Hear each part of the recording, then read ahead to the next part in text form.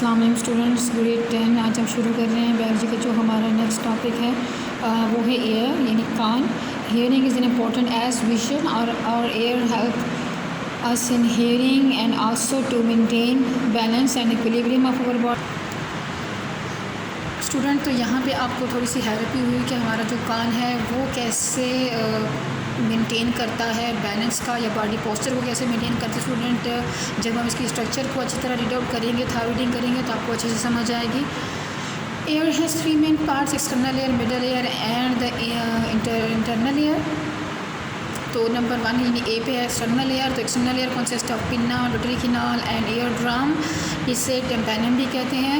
Pinna is the broad external part made of cartilage and covered with skin. It helps to direct the sound waves and to auditory canal. Student, ये आगे जो उसकी picture दी हुई है आपकी book पे, यहाँ से भी आप देख सकते हैं। ये पिन्ना है जो आउटसाइड हमें दिखाई देता है।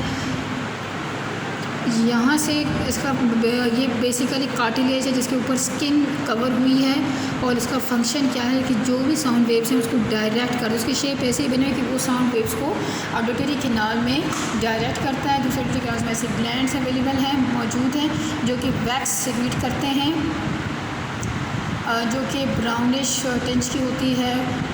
तो स्टूडेंट्स, यहाँ पे इसके अलावा कुछ छोटे छोटे बाल हेयर्स भी होते हैं। उनका काम क्या है कि जो भी हवा साथ में आती है तो डस्ट पार्टिकल्स या जर्म्स आ रहे हों तो वो उसको वहीं पे जो है ना रोक सकें, आगे फॉरवर्ड नहीं होने देते। ये ट्रैपिंग का काम करते हैं।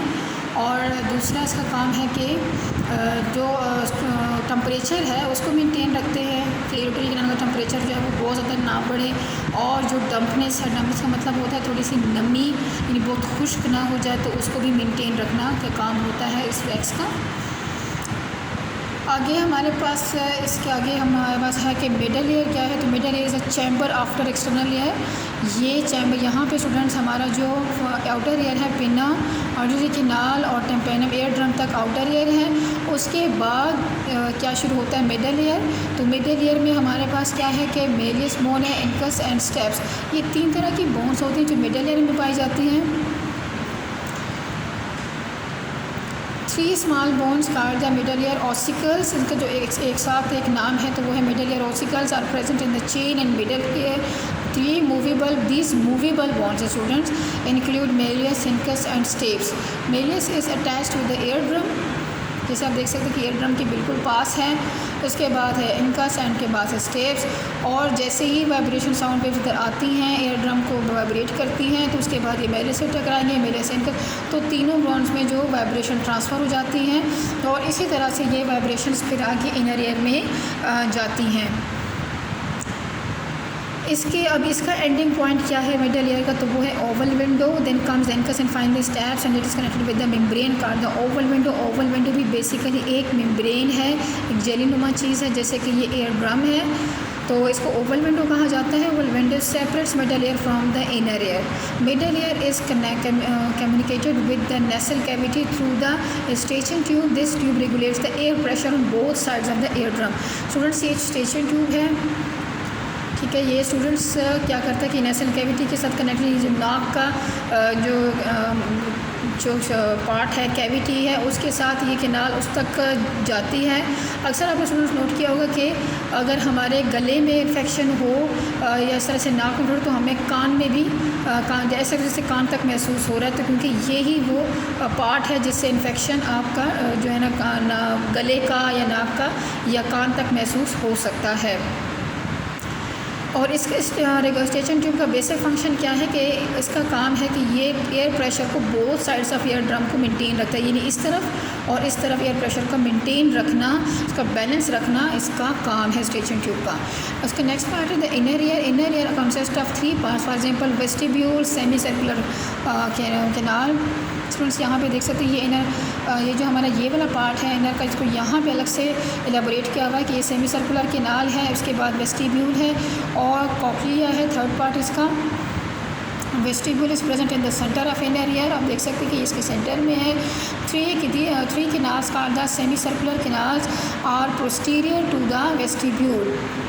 ये वेस्टिब्यूल के पीछे की तरफ होता है। The cochlea is made of 3 ducts and wrapped itself into a coil tube. आप देख सकते हैं कि ये 3 डक्ट्स की शक्ल में है और रैप किया हुआ है एक कॉइल ट्यूब की शक्ल में। Sound receptor cells are present within the middle duct of cochlea, और जो कोक्लिया का मिडल डक्ट है उसमें साउंड रिसेप्टर्स मौजूद होते हैं, यानी साउंड की जो सिग्नल्स हैं वो सेंस कर सकता है। तो यहाँ पे इसके ब्लॉक्स में पढ़ लेते हैं। The stapes are is the smallest bone of the human body. तो स्टेप जो कि हमारा 3rd बोन है मिडल ईयर का, तो ये सवाल आ सकता है कि सबसे छोटी हड्डी कौन सी है इंसान की बॉडी में, तो वो है steps. Hold the fingers of your palm close to each other and place it behind the pinna. Then concentrate on the particular sound continuously having the same frequency. Remove the palm and concentrate on the same around again sound again. तो friends ये आपने खुद घर पे practice करनी है इसको कि आपको क्या महसूस होता है। नेक्स्ट हमारे पास है द प्रोसेस ऑफ हियरिंग, उसको एक समराइज़ किया हुआ है।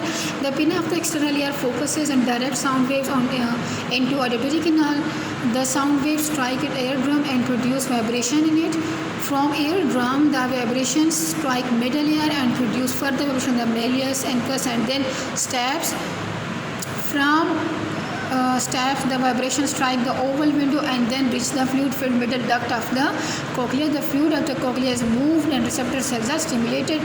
The receptor cells generated the nerve impulse which travels into the brain and is interpreted as sound. तो स्टूडेंट यहाँ से अगर आपको फिगर से मैं इसको समराइज़ करूँ तो साउंड वेव्स पहले यहाँ से पिना से जाएंगे, पिना इसको डायरेक्ट करेगा ऑडिटरी कैनाल में, ऑडिटरी कैनाल से फॉरवर्ड होंगे एयर ड्रम में, एयर ड्रम से वाइब्रेट करेगा तो यही वाइब्रेशन ट्रांसफर होंगी मेलियस एंकस और स्टेप्स में, इनकी वाइब्रेशन आगे जाएंगी ओवल विंडो में, ओवल विंडो से आगे चूँकि ये कनेक्टेड है इनर ईयर के साथ, तो ये आगे जाएंगे इसमें कोक्लिया में, जो फ्लूइड फिल्ड डक्ट है, जो कोक्लिया फ्लूइड फिल्ड डक्ट है उसके अंदर चली जाएंगी ये वाइब्रेशन, और उस फ्लूइड फिल्ड जो मिडल डक्ट है वहाँ पे चूँकि सेंसरी रिसेप्टर्स मौजूद हैं साउंड के, तो वो इम्पल्स जनरेट होगी, इम्पल्स जाएगी सीधे नर्व जो जाती है दिमाग तक, और वहाँ से ऑडिटरी नर्व है तो वो वहाँ पे हमें साउंड महसूस होता है। तो ये जो इम्पल्स है वो साउंड की तरह फील होगी और हम इस साउंड को इंटरप्रेट कर सकते हैं, समझ सकते हैं कि कैसी आवाज़ थी।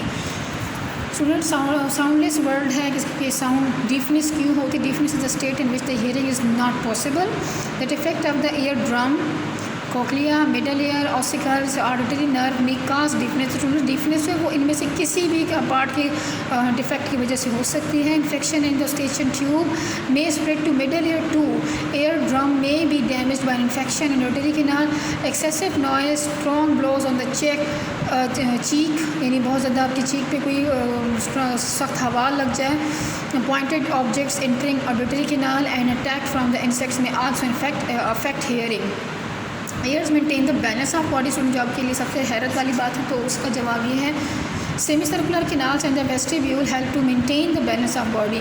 स्टूडेंट ये जो सेमी सर्कुलर कैनाल्स हैं और ये वेस्टिब्यूल है, नीचे भी आपके लिए क्लियर किया हुआ है सेमी सर्कुलर कैनाल्स और ये है वेस्टिब्यूल। तो वेस्टिब्यूल का काम क्या है कि detect any change in posture, ये हमारे बॉडी पोस्चर में कोई चेंज होती है इसको डिटेक्ट करता है, हमें ब्रेन को सिग्नल देता है नर्व्स के थ्रू।